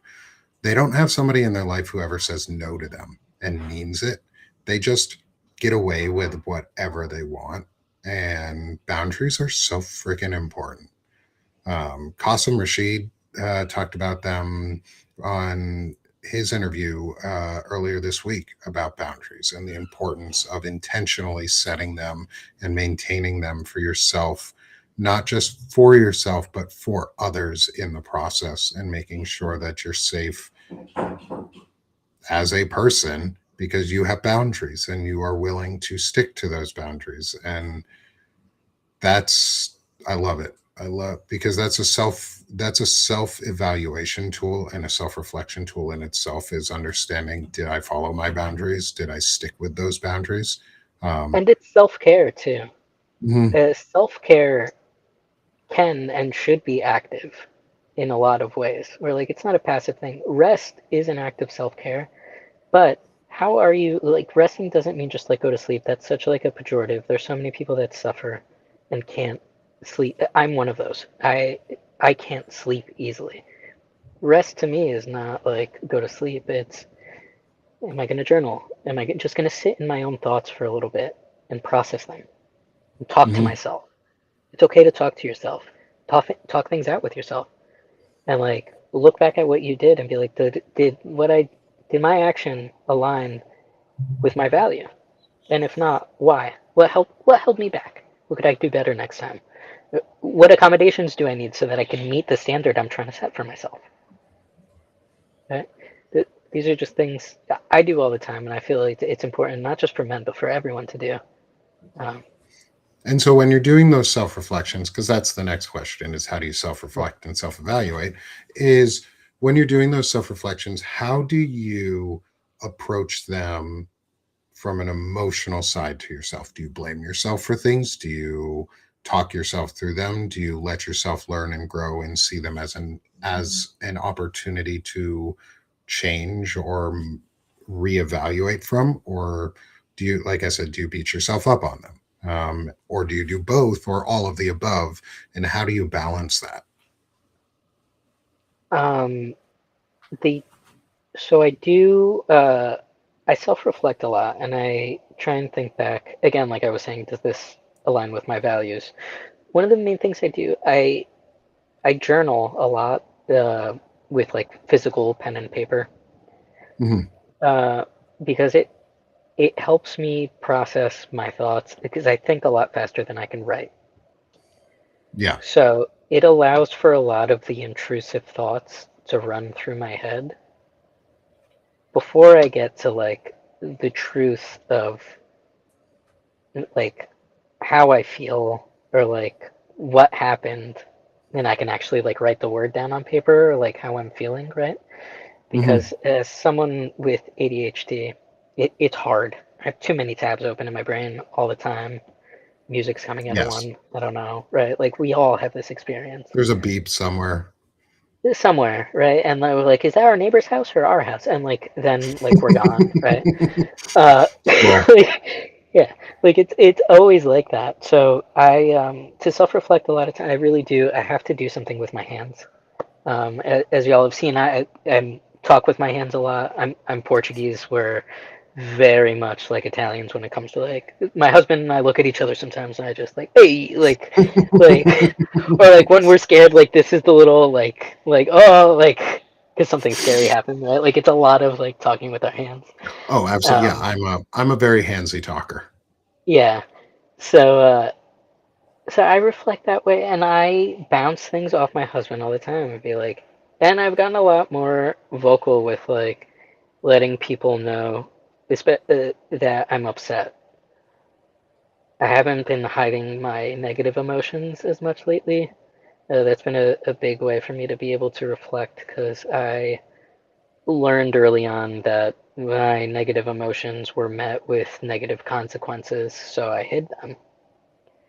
Um, Instead of like my negative emotions being met with like a positive support to work through, right? Yeah. It's like, oh, you're crying. I'll give you something to cry about was a line I heard very often. Um, uh, and that was not an empty threat. Yeah. it, No, it was not an empty yeah, threat. from what you've talked Um, about, it definitely yeah, does yeah, not yeah, sound like that. yeah, yeah. One of the compliment I used. I'm sorry, this is off on a tangent. The compliment I used to get from the adults in my life was that I had broad shoulders, that I could carry a lot of weight. And I don't think that's a compliment anyone should ever give a child. I'm just putting it out there. No. I'll let the group know. If you ever hear someone tell a kid that, they're like, "Oh, you got you got broad shoulders. You can carry a lot. You can carry a lot of weight." Kids should not be carrying emotional baggage. No, they shouldn't. Yeah, Yeah. yeah. Yeah. We need to be But through that, breaking the traumas of the past, not passing yeah. them on. So I think through that lens is how I process is that I recognize that that kid lives inside of me, and I'm trying to be the parent that that kid never had. And like, how would I talk to him? How did I wish he was talked to? And that's how That's I reflect a lot. Yeah, both sad and really reassuring. Is that you're taking care of the kid inside you that nobody ever took care of. And I think yeah. And Neuro just that's, said you have a big heart. I heard that a lot too. That is not the mhm, compliment most people think it is. yeah. Yeah, And I think it's really great that you are letting yourself take care of that kid that never got taken care of, because you're letting yourself heal. And I think that is probably the most valuable part of all of it, is being able to heal. Because once you can heal, once you let yourself start healing and you accept that you're worth the effort, which it sounds like you have done, and is, you are very much making that effort for yourself, is you start to see the beauty in yourself again, and you start to accept who you are. Like, it took me years to figure out who I was, and I'm a straight presenting male. Like, I'm pan, I don't give a shit. Parts, not parts. mhm. I'm happily married for 11 years. Just about, like, my wife and I are going to be on our 11-year anniversary this year. I'm happily married and I love my wife. And I know that it doesn't matter if she was female or male or anywhere in between. I love her for who she is because she's my best friend. She's my best friend. And She kicks that's the ass. She's my same best friend. feeling I have about my husband. And Yeah. like I'm And also that's who you pan, parts should not have. parts. And like I didn't think I'd end up marrying a cis man. Like my family was in shock when I brought him around. They're like, "You've only ever dated women." And I'd be like, "Okay." Yeah. And today's a new day, bitch. Turn the page. like, Yeah. We open this new book and yeah, we say, "Oh, don't go there, yeah, yeah, girlfriend." yeah, hmm yeah, yeah, yeah, we all learned how to Z snap in high school. All of us in the millennial yeah. generation know how to do that. Well, yeah, we can all bend and snap. It's fine. We all know some weird shit from being millennials. We all know how to do like the worm and stuff. Like for Yeah. some reason, breakdancing became a thing. Um, but yeah, shout out So to our spouses yeah. for being amazing. Okay, let's get to the my favorite part Okay. of this question set. Not the favorite part of the show, but my favorite parts of the questions. Let's get into our Milan part um, and into the "I'll make a man out of you," which is I grew up. Well, I got dared into being a choir kid, and then I became a choir kid because I did really well. And then that year I won like a vocal solo, and I never knew I I could was a sing. choir kid.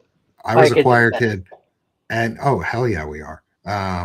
And so we had a men's choir, we had a women's choir, and we had a select choir in high school. But our men's choir always sang "I'll Make a Man Out of You," and it has some fun lessons in there. Um, and so from the chorus, I've got 4 questions for you, and these ones are good because you haven't prepared for them. I know you've heard them before, but you haven't really prepared for them, which makes this even more fun.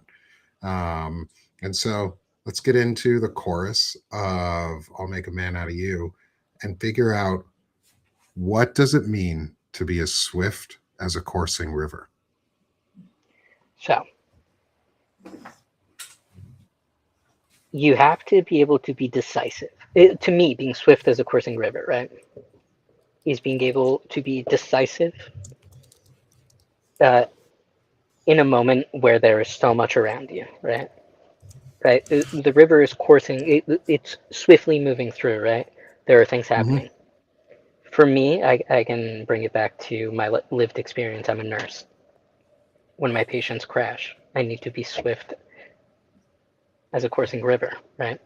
I need to do Yeah, everything quickly, calmly, with power behind it, right? Uh, and I need to be able to make those decisions like that, like quick, quick. So I need to also be able to be malleable and move quickly through the dangers in order to get to the other side. I like it. Love it. Next, how do you embody the force of a great typhoon? I stand firm on principle, stand firm on my boundaries, and speak them loudly into the universe so that they gain the power that they need to build that wall that will wipe away whatever garbage we need to get rid of and then water the earth for growth. Being on offense. Yep. How are you as strong as a raging fire? I look at all the shit that I have done that have hurt others and I work through it and I contain that flame within so that, as I said before, I'm still burning in the coals right now, trying to fly out, right? I'm in my Phoenix era right now. I'm taking Yep. all of the trauma that I lived through in the United States and trying to process it all, working through it all, turning that fire inward so that I can burn all that shit down and come out of the ashes a happy, joyful, whimsical man who will be a Canadian citizen hopefully soon, who will still be able to use his voice, use that typhoon, right? Use that power, but be alive to do it. Because if I stay in the trauma, Mm-hmm. I don't have the power to help everyone else out of it. I love it.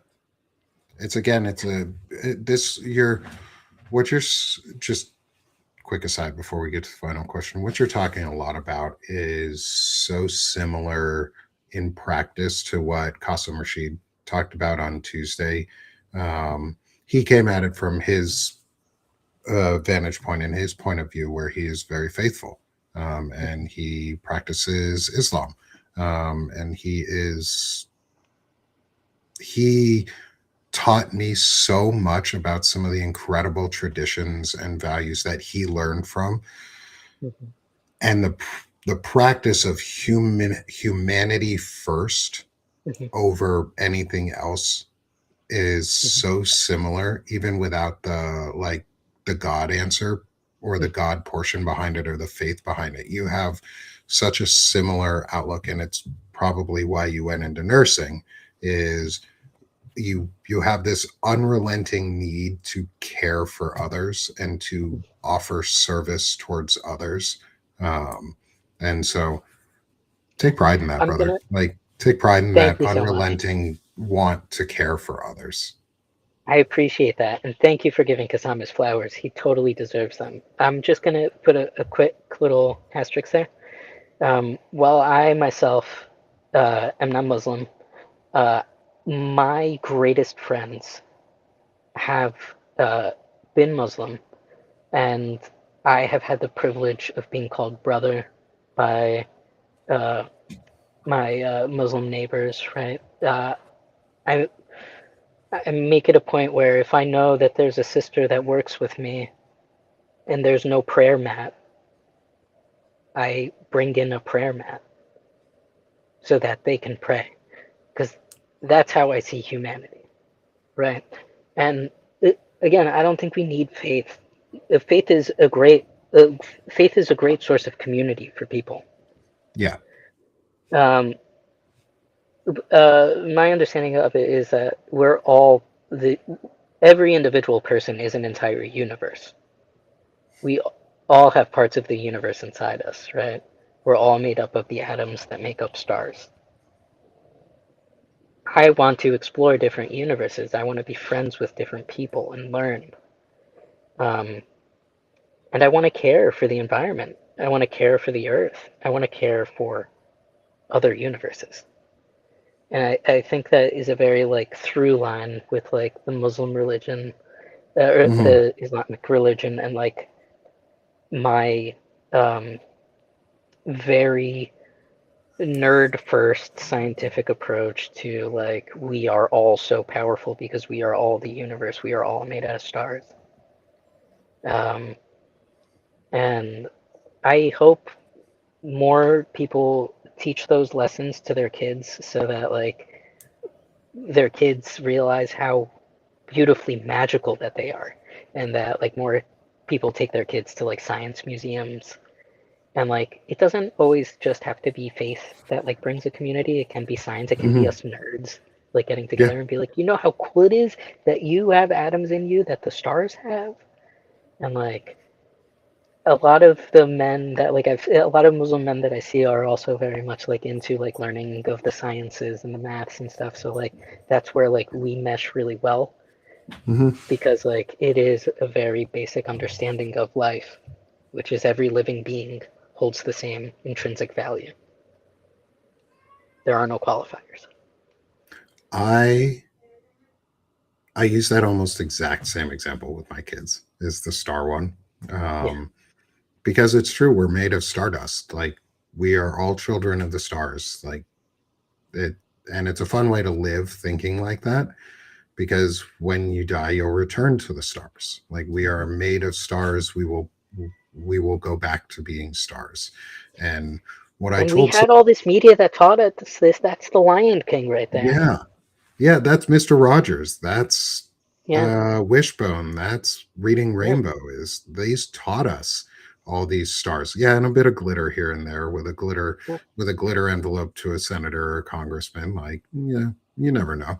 Um, who knows? Glitter is fun. Make sure it just like pops out in some fun, exciting ways.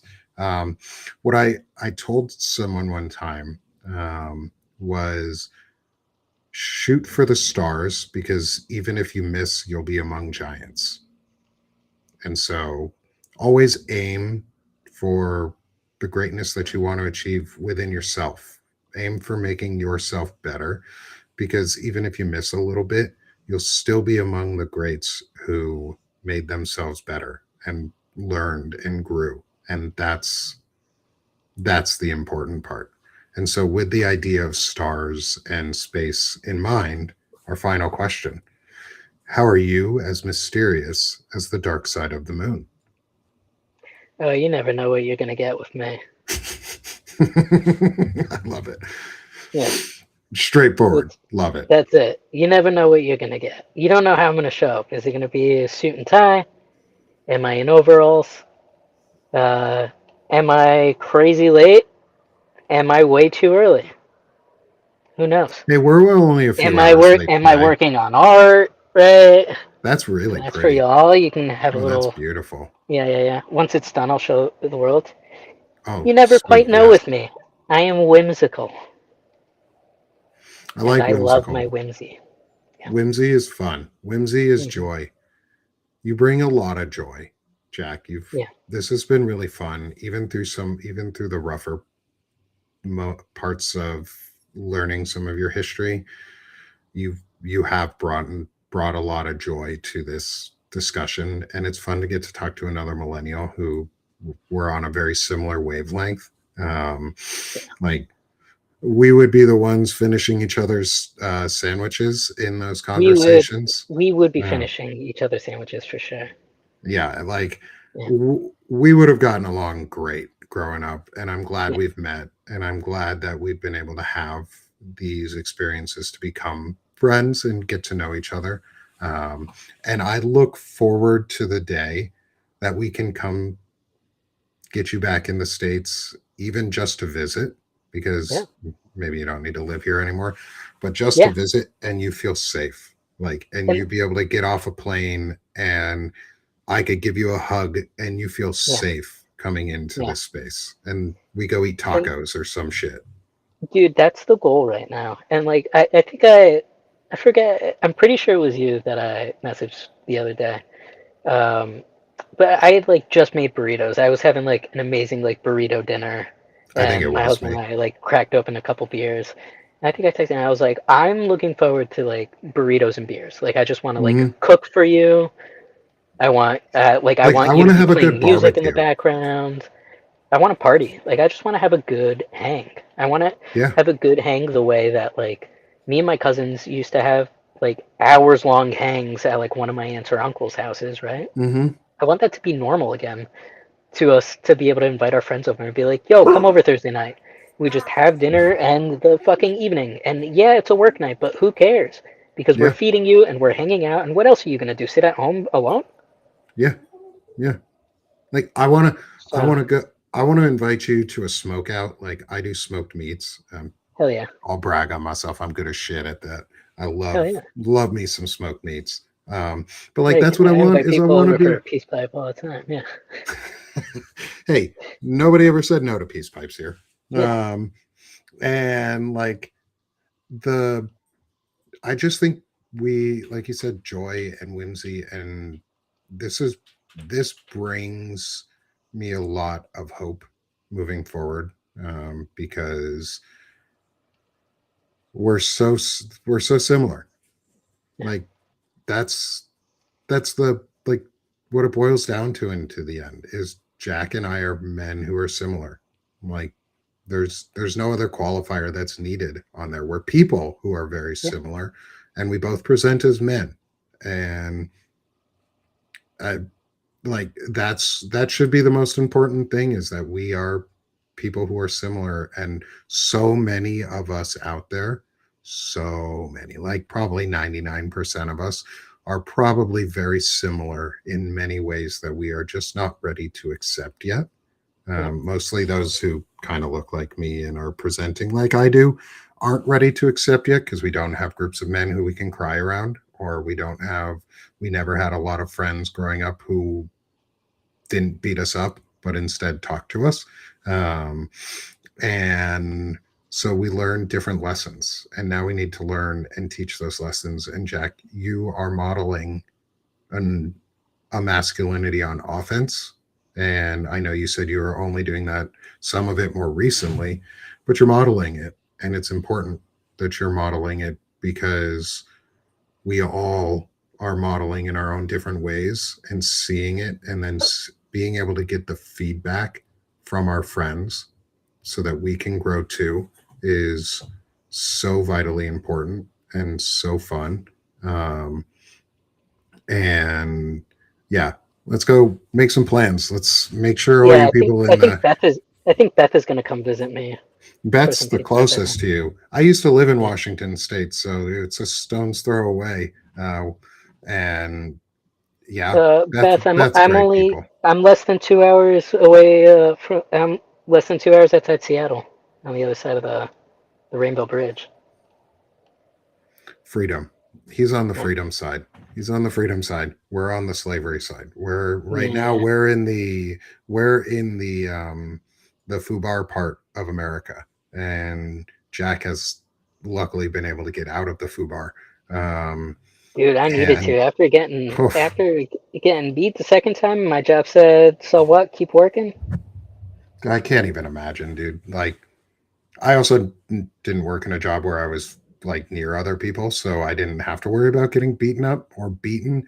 But damn, like what a shit show. We need to start just treating nurses better, just in general. Like stop Yeah. treating nurses like shit. Um, Yep. I don't want to leave us on that though. On that note, I want to leave us on because we've this has been one of our longest discussions, and I'm so glad it has because it's just been 2 hours. You sort of didn't. I sort of didn't notice we went for 2 hours. And thank you for giving me that too. And I'm very I'm very Portuguese. I know that I was born in the U.S. I'm first generation, but my husband has even complained at times about the Portuguese goodbye. What, the What's one the that takes Portuguese? 4 hours? Yeah. Huh? So I'm It's very like the much a Jewish Portuguese goodbye. goodbye kind of boy. So thank you for allowing me all this time in the world. You're so welcome. I'm here for you, man. I'm here for y'all, and I'm here. So now you, if you can read it, Yep. find my way around. Now you know, so you could Now grow. you For know, sure. so you can grow. You can order it on the Sick of This shop if you want. But that's part of this whole experience is now you know, so you can grow, so we can all grow because there is a way out of this shit, and it's okay if we grow out of it and we learn to move forward. And I'm glad we are connecting friends and making new friends in the chat because that's like half the fun of this is you guys like of the all the folks here, probably half of you, if not more, are here every single time. Like, if not more. Like I I can't see all the names that come in, but I'm pretty sure a majority of you are here every single show, and I appreciate you. I appreciate you for coming and listening to these discussions and helping us build this community into such a wonderful place. And those for those of you who are not on Substack with us, who are here on either Twitch or YouTube, thanks for joining us. Like, awesome, love it, appreciate the support across the board and across all our platforms. And this is the final part where Jack, you get to promote yourself and talk about what you're doing here and where people can find you and how they can support you. And the floor is yours, my friend. Thank you so much. So I'm Jack. I'm over at Jack Safe Space. Um, it really is just like an amalgamation of like posts that you should read to be a well-rounded human. Um, I am not the one writing all of them because that is not my special skill. My special skill is being the human that I am and being like more people need to read this. So, if you're ever looking for something to read, you can come over to my page. There's no paywall because I'm not producing anything. Um, I'm just helping people get their work out there that really we need to know more about the world. We need to understand what's happening to the Cuban population. We need to understand what's happening to the queer population in the US. We need to be more educated adults less smooth brain, more ridges in our brains, please. We need to carve them out by reading. Uh, we don't want to look like a sloth. Their brain is just like a ball sack, smooth as shit. Um, so please, folks, just come over and read stuff that I've reposted. You don't have to agree with me. Just read it and formulate your own opinion. I love it. Thanks, Yeah, Jack. Thanks so same. much for joining me for this, having this very vulnerable and open conversation. And again, thanks to everyone in the audience who joined us for it. Whether you've been here since the beginning, whether you got here late, thank you. Thank you for being a part of this. Thank you for joining in on our discussion, being lively and respectful in the chat, and asking great questions and sharing your feedback. We Jack and I have been reading most of it. Jack's been commenting. I've been commenting. Like, thank you all so much for the love and support. You will be able to find a replay here posted soon. I'm going to take my time at a night personality profile and his is going to factor in again into more of our written articles and the long form series that's going to be following all of this as we continue the intelligent masculinity series in perpetuity, because it's really important. And this is just one of the ways I'm showing. Yeah. If I could, quick plug, Nick. For anyone that does do work out there and would like to ask an actual trans person who has lived through trauma questions instead of just like opining about what we may or may not be experiencing or thinking, I'm available. Shoot me a message. I'm super welcoming. I'm putting this out there for whoever listens to this, whatever kind of work you do. If anyone does need, uh, I am a, I am okay outing myself as a trans man, and okay sharing my experience as my individual experience, but better than just, you know, fighting for our rights without actually knowing what Mm-hmm. we need. I think sometimes is a little like scary for people. Yeah. So if like folks need to talk to me to realize like what we need, I'm here. Thank you for making that offer and being available. I think people are afraid sometimes to even ask because we're afraid that we may insult or, Yeah. and knowing that there is a space if you ask in truth and earnesty Mm-hmm. and not to be a dickhead, Yeah, I there's a space I am a available. safe space. The safe space is no physical location. I am it. It's okay. Folks can come to Yeah. me.